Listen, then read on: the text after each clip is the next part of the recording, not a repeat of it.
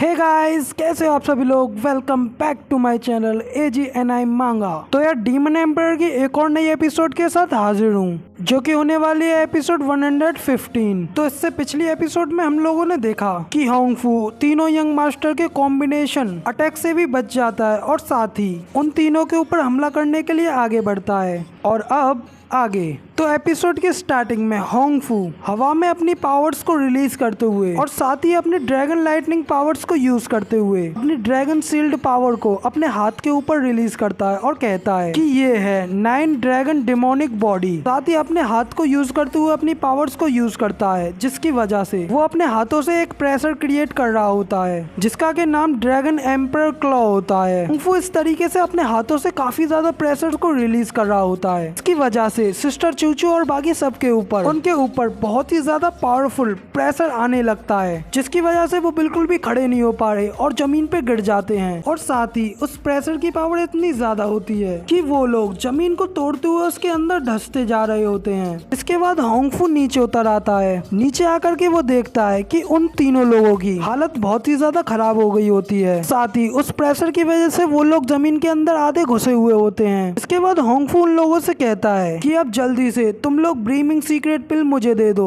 और अगर तुम लोग ऐसा नहीं करते हो तो फिर मैं तुम्हें यहीं पे खत्म कर दूंगा, और साथ ही तुम्हें मारने के बाद ये सभी भी मेरे हाथों से मारे जाएंगे, मगर फिर भी मैं उस पिल को सर्च जरूर कर लूंगा। इसे सुनकर के जीटियान और उसके पीछे खड़े सारे एल्डर्स भी काफी ज्यादा घबरा जाते हैं। फिर वो लोग अपने पास से ब्रीमिंग पिल की बोतल को बाहर निकालते हैं और साथ ही होंगफू की ओर फेंक देते हैं, इसको कि होंगफू कैच ले लेता है। और फिर होंगफू उस बोतल को लेने के बाद उन लोगों से कहता है, तुम लोगों ने इस ब्रीमिंग सीक्रेट पिल को मुझे स्टार्टिंग में पहले ही क्यों नहीं दे दिया, और अगर पहले ही तुम ये बोतल मुझे दे देते तो फिर तुम सब लोगों को मुझसे लड़ना नहीं पड़ता और साथ ही अपनी इतनी बुरी हालत को झेलना नहीं पड़ता। इतना कहकर के होंगफू दूसरी ओर मुड़ जाता है और वहां से जाने लगता है, मगर साथ ही उन लोगों से कहता जाता है कि इस बार तो मैं तुम लोगों को छोड़ रहा हूँ, मगर मेरी इस बात को हमेशा अपने ध्यान में रखना कि यहाँ पे जो भी सबसे ज्यादा स्ट्रॉन्गर होता है उसको ही सब कुछ मिलता है। इसके बाद सिस्टर चूचू और बाकी के दोनों लोग दर्द में कांपते हुए खड़े होते हैं। फिर हमें बाहर की ओर दिखाया जाता है, जहाँ पर वो सारा ही सीन एक ग्रीन क्रिस्टल के अंदर दिखाया जाता है, क्योंकि 8th लेवल के स्पिरिचुअल अरे के साथ ही रखा होता है। अगर दूर से कोई उनके ऊपर नजर रख रहा होता है और वो हंसते हुए कहता है कि सच में ये बच्चे इतने भी ज्यादा बुरे नहीं हैं, और ये वही हैं जिनके बारे में हमें कहा गया है और जिनकी हमें नीड है। जिसके बाद हमें उस बंदे को दिखाया जाता है जो कि साइड में खड़े अपने एक और बंदे से कह रहा होता है, मगर उन दोनों का ही फेस हमें दिखाया नहीं जाता है, क्योंकि उन दोनों ने हुड से अपना फेस ढक रखा होता है। वो बंदा दूसरे से कहता है कि अब कम से कम अब हम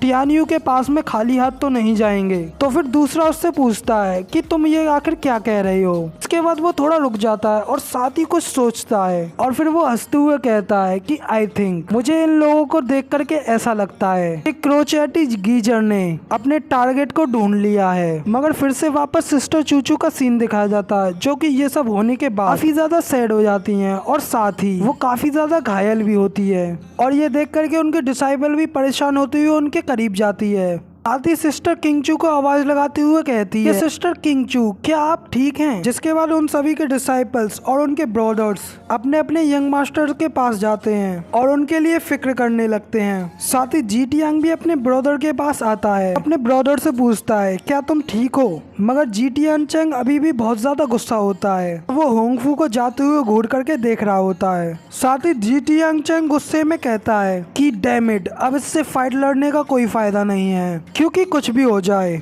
इसकी और मेरी पावर के बीच में एक बहुत बड़ा गैप ब्रिज है, और साथ ही अब मैं इसको कैसे भी हरा नहीं सकता हूँ। इसके बाद सिस्टर चूचू उन सभी लोगों से कहते हैं कि लेट्स गो, अब हम सभी लोगों को यहाँ से जाना चाहिए। साथ ही हमें इस फॉर्मेशन से निकलने के लिए उस चाबी को भी ढूंढना चाहिए। फिर साथ ही योमिंग वैली का यंग मास्टर भी कहता है कि सच में ये बिल्कुल सही कह रही है, अब हम लोग यहाँ पे होंगफू से पूरी तरीके से हार चुके हैं और अब पीछे हटने के अलावा हमारे पास और कोई रास्ता भी नहीं है।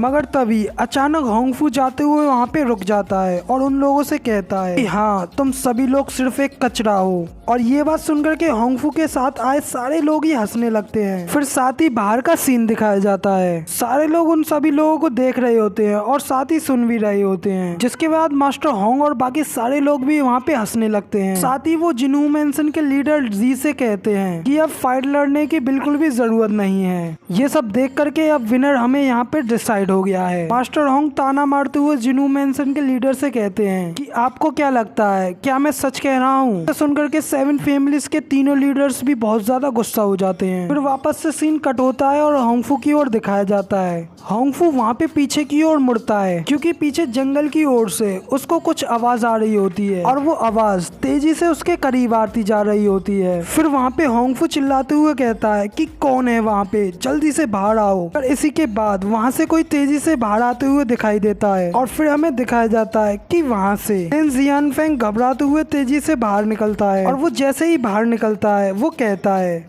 कि एल्डेस्ट यंग मास्टर, फाइनली मैंने आपको ढूंढ लिया है। इसके बाद वो घबराते हुए घुटनों के बल बैठे हुए खिसक करके एक होंगफू के करीब आता है और डरते हुए होंगफू से कहता है कि मास्टर, वो कमीना आ गया है। एल्डेस्ट यंग मास्टर, प्लीज मुझे उससे बचा लीजिए। फिर लिन जुआंगफेंग की बातें सुनकर के होंगफू भी काफी ज्यादा चौंक जाता है और उससे पूछता है कि तुम्हारे कहने का क्या मतलब है, आखिर कौन आ रहा है? होंगफू इतना कहता ही है कि अचानक उसे कुछ फील होने लगता है और वो कहता है। जिसके बाद वो अपने डिवाइन सेंस को यूज करते हुए अपनी एनर्जी को रिलीज करता है और कुछ चीज सेंस करने लगता है। होंगफू चारों ओर सेंस करने के बाद उसे कुछ भी फील नहीं होता है, ना ही उसे जूफेंग के बारे में बिल्कुल भी पता चल पाता है। फिर लिन भी काफी ज्यादा चौंक जाता है और वो कहता है कि अब आखिर वो यहाँ पर क्यों नहीं आया। मगर तभी होंगफू उसके गाल पर एक जोरदार चांटा मारता है और वो सीधा दूर जाकर के जमीन पे गिरता है। और फिर होंगफू गुस्से में उससे कहता है कि तुम किस बारे में मुझे पागल बना रहे हो, यहाँ पे तो कोई भी नहीं आया और आसपास में कोई भी नहीं है। जिसके बाद लिन जियानफेंग भी होंगफू को बताता है कि वो अभी यहाँ पे नहीं है, बट मैंने 10 दिन पहले क्लियरली उसे देखा था और उसने मुझसे कहा था कि वो कैसे मेरी गर्दन को पकड़ेगा और उसको मरोड़ के तोड़ डालेगा। मगर सच में ये तो बहुत ज्यादा अच्छा हुआ